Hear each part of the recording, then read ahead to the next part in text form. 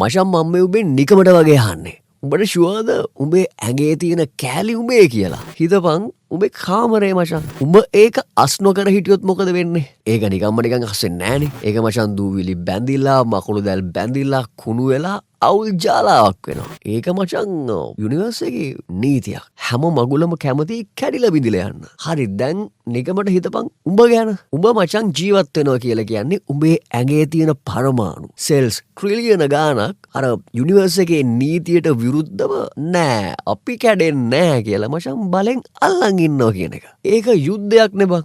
උඹේ ඇඟ හැම තප්පරෙම කැඩිලා බිඳිලා පළ කියන විශ්වයත් එක්ක ෆයිට් කරනවා. එතකොට මැරෙනවා කියන්නේ මොකද්ද? ඒ මචං උඹේ ඇඟ අර ෆයිට් එක අම්මර සිරි මට නම් දැන් බෑ කියලා මචං අතාරින තැන. ඒ මොහොතේ උඹේ ඇඟේ තිබිච්ච හැම පරමාණුවක්ම අම්මෝ ඇති යන්තම් කියලා ආයෙත් මචං අර යුනිවර්ස් එකේ කුණු ගොඩට විසිරිලා යනවා. ඒත් මචං ඒ පරමාණු ඒ විනාශ වෙන්නේ නැහනේ. උඹේ ඇඟ හදපු පරමාණු ඊට කලින් ඩයිනෝසර් කෙනෙක්ගේ ජරාවක තියෙන්නේ නැති. ඊට කලින් මැරිච්ච තරුවක අලුවල තියෙන්නේ නැති. උඹේ ඇඟේ දැන් තියෙන පරමාණු උඹ මැරුණට පස්සේ ගහක කොළයක් වෙයි. පණුවෙක්ගේ ඇඟේ කොටසක් වෙයි. අවුරුදු මිලියනයකින් තව මිනිස්සෙක්ගේ ඇඟේ කොටසක් වෙයි. අපි මචං යුනික් නෑ. අපි මචං යුනිවර්ස් එකේ ස්ක්‍රැප් යකඩ ටිකක්.